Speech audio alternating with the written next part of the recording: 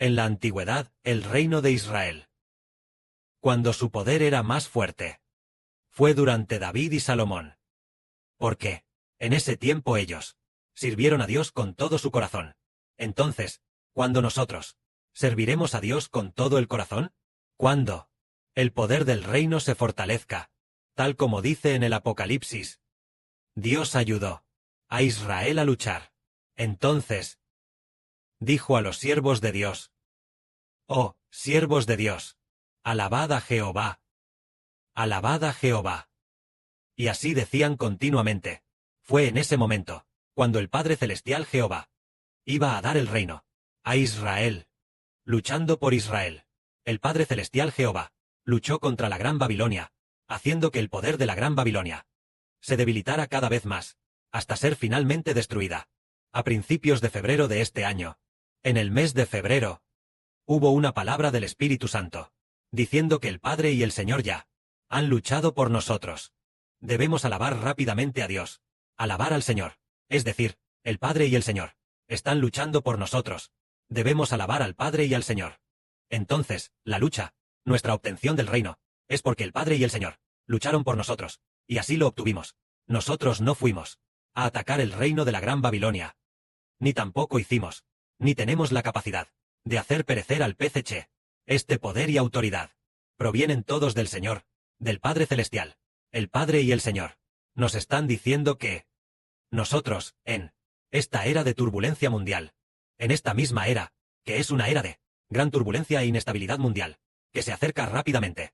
Entonces, en esta era, ¿qué debemos hacer? Es simplemente con todo el corazón alabar al Padre y al Señor. De esta manera, el Padre y el Señor van a, inquebrantablemente, bendecirnos.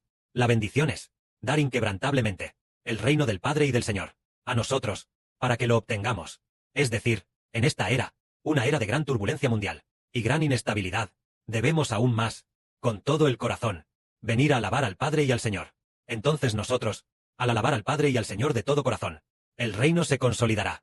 Pero en esta era, todas las naciones y pueblos están en turbulencia, y muchísima gente tampoco sabe venir a alabar al Señor, ni sabe venir a glorificar al Padre y al Señor. Ellos, entonces, no obtendrán el reino, pero nosotros obtenemos el reino. El Padre hizo un pacto para dar el reino. ¿A quién? El Padre Celestial dijo: somos el reino de la alabanza. Hizo un pacto para dar el reino a quienes alaban a Dios y al Señor. Por supuesto, los hijos de la nueva tierra se convierte en ciudadano, pero no obtendrá la autoridad para gobernar el país. Es decir, dar el reino ¿a qué clase de personas? Darnos el reino a nosotros. Se refiere a la autoridad para gobernar a Israel, lo que significa dársenos a nosotros. La autoridad real, dárnosla a nosotros. Es decir, dársela a aquellos que alaban a Dios. En el Apocalipsis, en el capítulo 11, hay un ángel diciéndole al apóstol Juan: ve y cuenta a los que adoran en el altar y en el templo. Pero el patio exterior del templo, no lo cuentes. Ese patio exterior ya ha sido dado a los gentiles, dado a las naciones, lo que significa ir a contar a aquellos hijos que aún adoran a Dios. ¿Cuántos quedan? ¿Cuándo ocurrió eso? No es que lo escribiera el apóstol Juan, aunque fue en una visión, es el libro de Juan, pero en realidad, de lo que habla es de los que adoran en el templo y en el altar. Se refiere a que, durante la gran tribulación, aún, adorar en el templo significa orar. Adorar en el altar significa alabar. Es decir, durante la gran tribulación, ¿todavía hay personas orando a Dios? ¿Todavía hay personas cantando el cántico del siervo de Dios, Moisés, y del Cordero? Ve y cuenta. ¿Cuántas personas quedan? Ve a contar. Es decir, cuando llegue el final, ¿cuántas personas siguen firmes, sirviendo a Dios? Está hablando de que si aquellos, durante la gran tribulación, todavía siguen orando a Dios, y todavía siguen alabando a Dios con cantos, entonces estas personas, seguramente con los hermanos hebreos de Israel recibirán el reino, seguramente con los hermanos hebreos reinarán juntos, lo que significa gobernar a Israel. Esto es, nuestra obtención del reino, que se obtiene a través de la alabanza. Por ejemplo, todos entendemos que el Evangelio ya es inminente. y ya debemos esforzarnos al máximo por hacerlo. Pero el hermano hebreo aún reservó 1 o 2 meses para esforzarse al máximo en la reconstrucción del templo. ¿Y qué hay del ministerio del Evangelio? Con solo predicar bien la verdad, lo demás se lo deja a los hermanos y hermanas, sin intervenir en absoluto, y tampoco dedicó demasiado tiempo para hacerlo, sino que se esforzó al máximo en construir el templo. ¿Acaso hacer esto está bien o mal? Está bien, está bien. Es la buena voluntad del Padre Celestial. A continuación, ¿cuánto evangelio hay? Todo está determinado por Dios. Pero el Padre Celestial, ¿cómo permitiría que nuestra difusión del evangelio es alabanza en el nombre del Señor Jesucristo, alabando a Dios? Estas canciones han llegado ante Dios, han llegado ante el Señor. El Señor dijo, ellos ya han proclamado mi nombre, y el Padre también me ha dado el reino, la autoridad de gobernar sobre el mundo. Me ha dado esta autoridad. Voy a establecer el reino para mi hijo Israel. Él ya ha proclamado mi nombre. Él ya me ha temido, y también me ha amado. En sus canciones, el 70% son para proclamar el nombre del Señor Jesucristo, y el otro 30%, aunque no lo proclama directamente, en su mayoría, contienen el nombre del Señor Jesucristo, o las palabras del Señor mismo. Entonces el Señor le dijo al Padre Celestial, ellos ya me han amado, ya han guardado mi pacto. El pacto de Dios es el nombre de Jesucristo. El pacto de Dios es el nombre del Señor Jesucristo, el nombre del Señor Jesús, lo hemos proclamado. Entonces el Espíritu de Dios entra en nosotros, el reino de Dios, que nos da la autoridad real. Este gran poder y autoridad, también por el nombre de Jesucristo, entra en nosotros. Y el Señor dijo, ellos ya han proclamado mi nombre, les haré heredar mi reino. Voy a arrebatar el reino de Satanás y quitarlo, para dárselo a Israel y a los hijos de Israel. Así es como entendemos que establecer el reino es construir en el nombre de Jesucristo, proclamar el nombre de Jesucristo, alabar al Padre Celestial, alabar al Señor, y proclamar el nombre de Jesucristo, de dar el reino a Israel. Estos contenidos, cantamos estos contenidos, y obtenemos el reino. Esto es lo que entendemos cada vez más, que así es como se obtiene el reino. Al igual que el reino de David, Dios hizo un pacto para que su reino durara para siempre, para que su trono permaneciera para siempre. Fue porque David estableció el templo del Antiguo Testamento. Ahora el David del Nuevo Testamento, el hermano Heber obtiene el nombre de Cristo el Señor. El David del Nuevo Testamento es precisamente porque construyó las canciones. Entonces debemos recordar el antiguo reino de Israel. ¿Por qué razón fue destruido el reino? ¿Por qué razón fue la destrucción del reino? Se debió a una sola razón. Nadie vino a servir a Dios.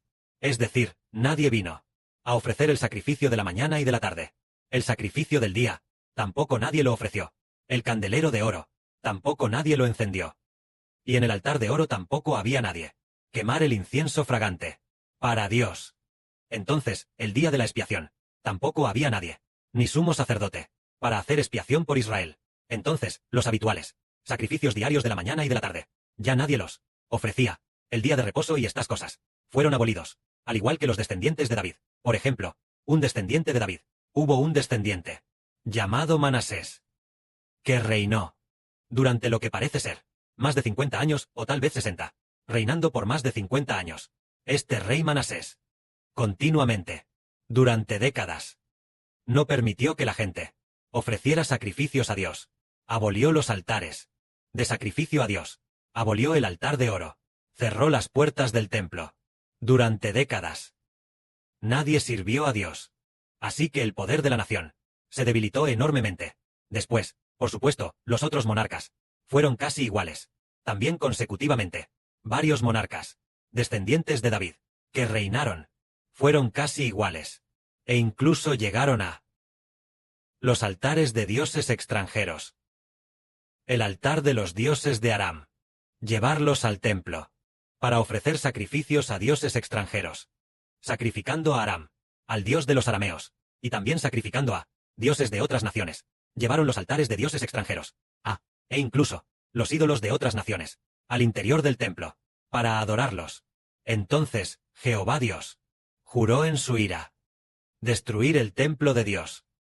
Dios se enfureció y destruyó su templo, y también destruyó las murallas de Jerusalén. Quemó Jerusalén, permitiendo que los babilonios hicieran esto. Así, los descendientes de David perdieron su reino desde entonces. el reino dejó de existir, porque el arca del pacto fue capturada. El templo fue destruido. Sin templo, no hay reino. Y el arca del pacto tenía 2 tablas del pacto dentro. El hermano Heber es como el arca del pacto. Las 2 tablas del pacto son el Padre Celestial y el Espíritu del Señor. Y los hermanos y hermanas son como el templo. Nos enfocamos en edificar el reino. Sección de alabanza. Y servimos con devoción. Entonces el reino será firme, así como en los tiempos antiguos de David de Israel, y a principios del reinado de Salomón. Pero si nadie alaba a Dios, entre los hijos guiados por el hermano Heber, si nadie ora a Dios, y nadie alaba a Dios, y nadie se une para formar turnos, para adorar a Dios, entonces, si es así, el reino no se obtendrá. Pero el hermano Heber, la prosperidad de la nación, ¿a qué se debe? Tal como hace poco, el Padre Celestial dijo, el de Heber, en el futuro, el en Heber, significa prosperidad y florecimiento. ¿Por qué prospera? Porque el hermano Heber se esfuerza al máximo para construir la alabanza, para construir el reino de Dios, es decir, construir el templo de Dios. ¿Qué toma Jehová por su reino? Jehová toma sus canciones de alabanza por reino, toma su santo templo por reino. Entonces, Heber de Israel, ¿a quién toma por reino? Toma a toda Jerusalén, obteniendo el reino de los cielos, obteniendo a toda la humanidad como su pueblo, como sus ciudadanos. Entonces, obteniendo la Jerusalén celestial, como la capital del reino. Pero el Padre Celestial toma el templo como su reino. Toma la alabanza como su reino. Es maravilloso. El hermano Heber obtiene el reino, y el Padre Celestial obtiene el reino. Es un poco diferente. El Padre Celestial toma la alabanza como su reino. El hermano Heber construye la alabanza. Entonces el Padre Celestial le da la autoridad para gobernar el mundo a Heber. Ofrece la alabanza a Dios, y Dios le da el Espíritu de Dios a Heber. Así Heber obtiene el reino. Entonces, ¿cómo el reino del Padre Celestial va a estar con Heber para siempre? El hermano Heber, Heber como sumo sacerdote, desempeña 2 funciones, ¿verdad? Tiene el oficio de sumo sacerdote, y también el oficio de rey. Es decir, se sienta en el trono de gloria, planeando la paz y la tranquilidad. Significa planear cómo hacer que Dios establezca firmemente el reino para siempre, e inquebrantablemente entregue el reino a Israel. ¿Cómo planearlo? Es planear que Dios reciba la alabanza y reciba la gloria, planear que todos los hijos, única y exclusivamente, sirvan al Padre Celestial y al Señor, con toda su vida, creyendo con total sinceridad, caminando ante el Padre Celestial. Con este tipo de planes, el reino se fortalecerá. Entonces, hoy decimos, resulta que nosotros obtenemos el reino a través de la alabanza, y ahora lo estamos construyendo. Por lo tanto, aquellos que participan juntos en el ministerio de la construcción, es como si fueran los que construyen el reino juntos. Que la gloria sea para el Padre y el Señor. Amén.